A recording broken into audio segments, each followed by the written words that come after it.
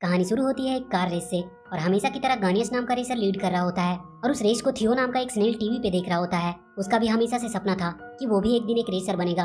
वो गानियस को ही अपना आइडल मानता था। उसे जब भी मौका मिलता वो उसका इंटरव्यू सुनता था। गानियस अपने इंटरव्यू में कहता है कि कोई भी सपना बड़ा नहीं होता और सपना देखने वाला कभी छोटा नहीं होता। ये लाइन थियो को हमेशा मोटिवेट करती थी। थियो का बड़ा भाई जेट उसके रेसर बनने के सपने को लेकर हमेशा चिंतित रहता था।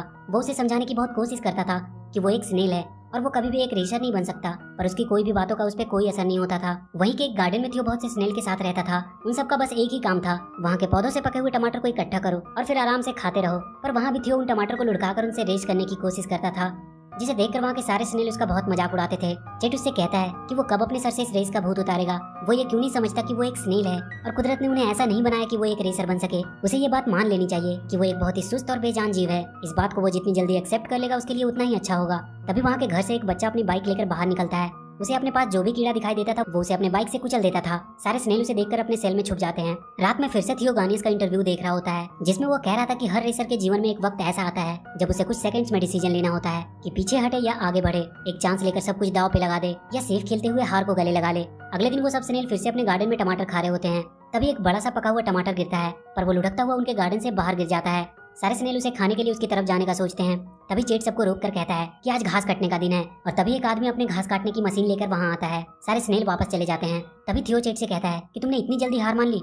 वो उस टमाटर की तरफ देखता है और उसे गानियस की बात याद आती है कि एक चांस लेकर सब कुछ दाव पे लगा दो या फिर हार को गले लगा लो, और वो उस टमाटर की तरफ बढ़ने लगता है। जेट उसे वापस आने को कह रहा होता है, पर थियो को अब वो एक रेस जैसा लग रहा था। उसे घास काटने वाले से पहले टमाटर तक पहुंचना था। वो अपनी पूरी स्पीड के साथ उसकी तरफ बढ़ रहा होता है, पर उसकी स्पीड इतनी कम थी कि बहुत जल्द वो घास काटने वाली मशीन उस तक पहुंचने ही वाली थी और वो उसमें कटकर मरने ही वाला होता है। तभी जेट पाइप के पानी की फोर्सिंग से उसे मशीन से कटने से बचा लेता है। जेट उसके पास आता है और कहता है कि तुम्हें मरने का शौक है क्या, तुम्हारा दिमाग कहाँ है। थियो उदास होकर वहाँ से चला जाता है और वो रोड के किनारे आ जाता है। तभी एक बड़ा सा ट्रक उसके पास से गुजरता है और वो उड़ता हुआ वहाँ से दूर एक कार के बोनेट पे गिरता है, जो एक रेसिंग कार थी और रेस स्टार्ट हो चुकी थी और थियो उस गाड़ी के बोनेट पे ही होता है। पहली बार उसने इतनी तेज रफ्तार का अनुभव किया था। उसे बहुत मजा आ रहा होता है। तभी एक झटके से वो कार के इंजन के अंदर चला जाता है। उस कार का ड्राइवर अपनी स्पीड बढ़ाने के लिए नाइट्रस ऑक्साइड का यूज करता है और वो थियो के अंदर भी चला जाता है। उसके सेल में बदलाव होने लगते हैं और तभी वो कार से बाहर निकलकर रोड पे गिर जाता है। सुबह उसकी आंख खुलती है और वो वहाँ पे अपने आप को अकेला पाता है। वो वापस से अपने गार्डन में आ जाता है। तभी वो अपने अंदर कुछ बदलाव महसूस करता है। उसके दोनों आंख किसी कार के हेडलाइट जैसे चमक रहे होते हैं और उसके सेल के पीछे भी लाइट जलने लगी थी। वो इन सबको देखकर बहुत हैरान था। उसकी हरकत एक कार जैसी होने लगी थी।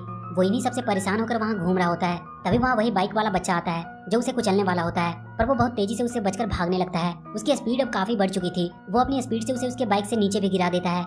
ये देखकर वो बच्चा उससे डरकर घर के अंदर भाग जाता है। थियो अपनी स्पीड देखकर बहुत खुश था।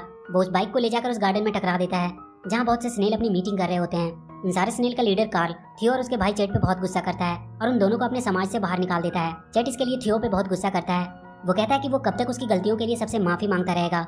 थियो अपने अंदर होने वाले बदलाव को उसे बताने की कोशिश करता है। तभी एक क्रो आकर जेट को अपने पंजों में उठाकर वहाँ से लेकर चला जाता है। थियो अपनी पूरी स्पीड से उसका पीछा करता है। वो क्रो जेट को खाने ही वाला होता है कि तभी थियो आकर उसे बचा लेता है। जेट थियो को अपने पास देखकर बोलता है कि ये उसने कैसे किया। तभी टीटू नाम का एक लड़का उन दोनों को पकड़कर अपने साथ लेकर चला जाता है। वो उन्हें लेकर एक जगह पहुंचता है जहाँ बहुत से लोग पैसा लगाकर स्नेल की रेस करवाते थे। वहाँ और भी बहुत सारे स्नेल्स थे। उन सबको एक छोटे से रेस ट्रैक पे खड़ा कर दिया जाता है और रेस शुरू हो जाती है। थियो चुपचाप खड़ा होता है। वहाँ के बाकी लोग टीटू पे हंस रहे होते हैं कि उसका स्नेल तो चल भी नहीं पा रहा है। तभी थियो अपनी फुल स्पीड में आगे बढ़ता है। उसके स्पीड से सब कुछ बिखर जाता है। वो वहाँ के आसपास का पूरा एक चक्कर लगाकर वापस आता है। सब उसे देखकर हैरान थे। जेट उसे साइड में ले जाता है और उससे कहता है कि ये तुम्हारे साथ क्या हो रहा है, लगता है तुम्हें कोई खतरनाक बीमारी हो गई है। पर थियो उससे कहता है कि उसे डरने की कोई जरूरत नहीं है, वो बिल्कुल सही है। टीटू थियो को अपने हाथ में उठा लेता है और उससे कहता है कि उसे नहीं पता कि वो कहाँ से आया है, पर वो बहुत कमाल का है। तभी टीटू का भाई उसे आवाज देता है और कहता है कि दुकान में आकर वो कुछ काम भी कर ले। उनका काम टैकोस बेचना है, ना कि स्नेल्स की रेस करवाना। टीटू अपने भाई से कहता है कि अभी तक उसने इस स्नेल की रेस नहीं देखी है, ये बहुत ज्यादा तेज है और अगर वो इसकी रेस करवाते हैं तो वहाँ लोगों की लाइन लग जाएगी और उनके सारे टैकोस भी बिक जाएंगे। उसका भाई उसे सपने देखना बंद करके काम करने को कहता है। टीटू थियो के लिए एक बेड बनाता है और उसे गुड नाइट बोलकर चला जाता है। कुछ देर बाद उसके पास वहाँ के बाकी स्नेल्स आते हैं। उन सबका हेड विप्लैश नाम का एक स्नेल होता है। वो सब थियो से पूछते हैं कि वो इतना तेज कैसे हुआ।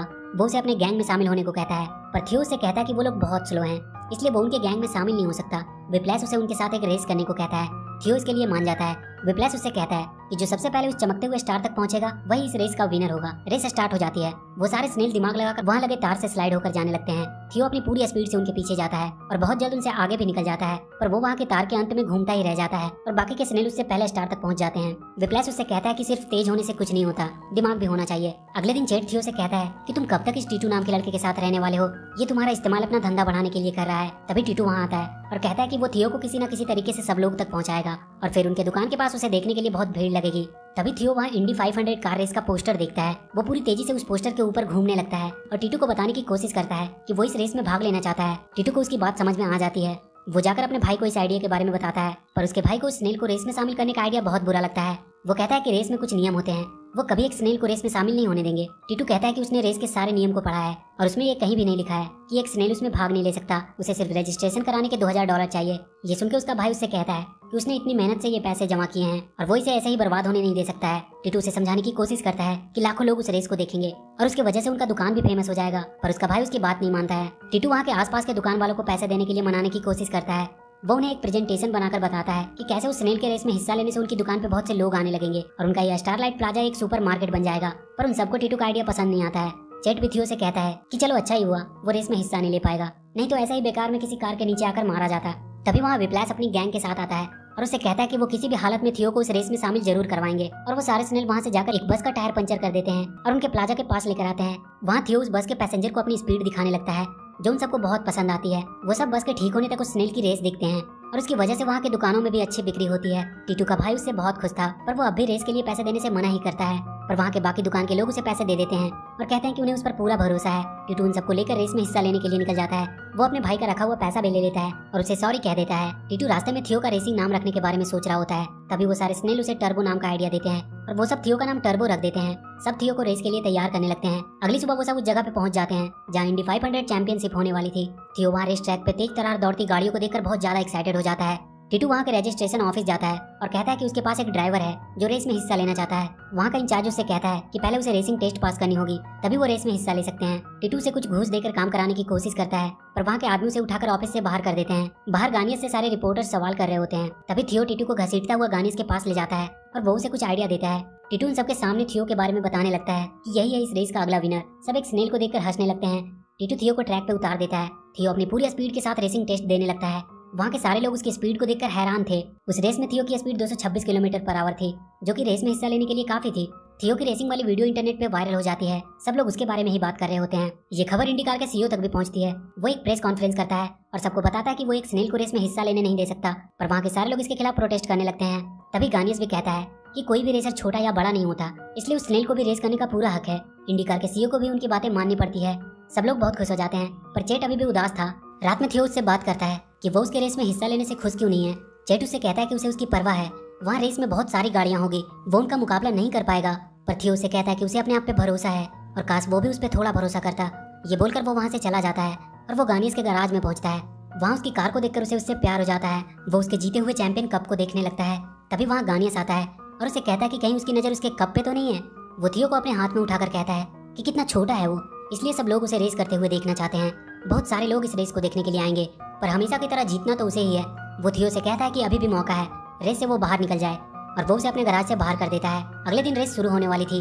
टीटू थियो को गुड लक बोलकर उसके ट्रैक पे रख देता है और रेस शुरू हो जाती है और पहला वार्म अप राउंड शुरू हो जाता है। थियो देखता है बहुत से लोग उसे देख रहे हैं। वो अपनी पूरी स्पीड से आगे बढ़ने लगता है, पर वहाँ इतनी सारी गाड़ियों के आसपास होने से वो बहुत घबरा रहा था। वो कई बार तो कार के नीचे आते आते बचता है। देखते ही देखते 30वां लैप शुरू हो जाता है। थियो अपनी टीम के पास रिफ्रेशमेंट के लिए आता है। विप्लैश और उसकी सारी टीम उसका अच्छे से मेंटेनेंस करते हैं। विप्लैश उससे कहता है कि वो एक कार नहीं है बल्कि एक स्नेल है, इसलिए वो एक स्नेल की तरह रेस करे, ना कि एक कार की तरह। वो फिर से रेस में शामिल हो जाता है और इस बार वो कॉन्फिडेंट लग रहा था। वो अपने आगे की कार्स के नीचे से निकलकर उनसे आगे निकल रहा था। ये देखकर सारे लोग उसका हौसला बढ़ाने लगते हैं। जेट भी उसे देखकर अब खुश हो रहा था। बहुत जल्द थियो की टक्कर गानियस के कार से होने लगती है।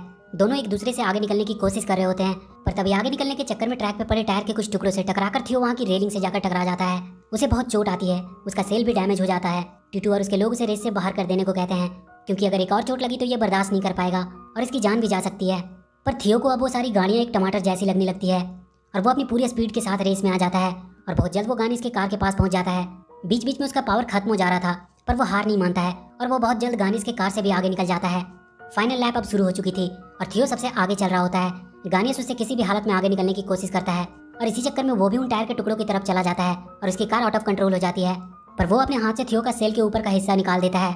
सारी कार्स वहाँ गानियस के एक्सीडेंट से ट्रैक पे ही रुक जाती है। थियो भी घायल होकर वहीं गिरा था। उसका सेल टूट चुका था। वो अब आगे नहीं बढ़ पा रहा था, पर वो अपने मंजिल के इतने करीब आकर हार नहीं मानना चाहता था। वो अपनी धीमी स्पीड से ही आगे बढ़ने लगता है। उसके हार न मानने वाले हौसले को देखकर वहाँ के सारे लोग उसका हौसला बढ़ाने लगते हैं। गानियस भी अपनी टूटी कार को हाथ से ही खींचकर फिनिशिंग लाइन तक लाने की कोशिश करने लगता है। वो किसी भी हालत में थियो को रोकने की कोशिश करता है, पर थियो सेल के अंदर घुसकर लुढ़कता है और फिनिशिंग लाइन को पार कर जाता है। वो ये रेस जीत चुका था। सारे लोग बहुत खुश हो जाते हैं। थियो को चैंपियन कप दे दी जाती है। टीटू और वहाँ के बाकी सभी दुकान की किस्मत अब बदल चुकी थी, क्योंकि उनका वो प्लाजा अब फेमस हो चुका था। थियो का टूटा हुआ सेल भी अब रिकवर हो चुका था और उसका पावर भी वापस आ चुका था। और इसी के साथ ये मूवी यहीं खत्म हो जाती है। तो वीडियो अगर अच्छी लगी हो तो please do like and share the video and please subscribe to my channel and press that bell.